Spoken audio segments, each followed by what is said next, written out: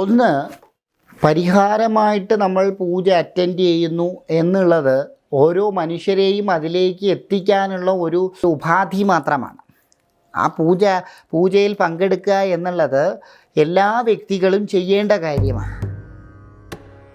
ഈ സർപ്പപൂജയിൽ ആയില്യ പൂജ, സർപ്പബലി, പായസഹോമം അങ്ങനെയുള്ളതിലൊക്കെ പങ്കെടുക്കുന്നത് ഓരോ വ്യക്തിയും ചെയ്യേണ്ട അനിവാര്യമായ ക്രിയയാണ്. കാരണം ശരീരം കൊണ്ടും മനസ്സുകൊണ്ടും അവർക്ക് ശുദ്ധീകരിക്കാൻ പറ്റും. അത്യാവശ്യമായിട്ടുള്ള കാര്യം അതാണ്. ഇന്ന് ലോകത്തുള്ളവരെല്ലാം ശാന്തതയ്ക്ക് വേണ്ടി അലയുകയാണ്.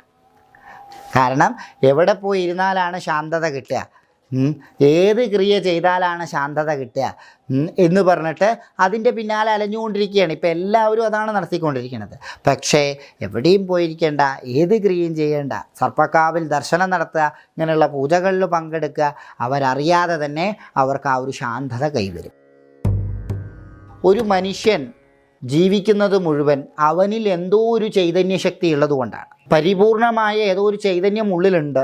അതിൻ്റെ പ്രവർത്തനം കൊണ്ട് മാത്രമാണ് ഓരോ വ്യക്തിയും അവരുടെ വ്യക്തിത്വം പുറത്തു കൊണ്ടുവരുന്നതും അവർക്ക് പ്രവർത്തിക്കാൻ പറ്റുന്നത്. ആ ചൈതന്യത്തെ നമ്മുടെ ഗുരുക്കന്മാർ പറഞ്ഞു തന്നിട്ടുള്ളത് കുണ്ഡലിനി എന്നാണ്.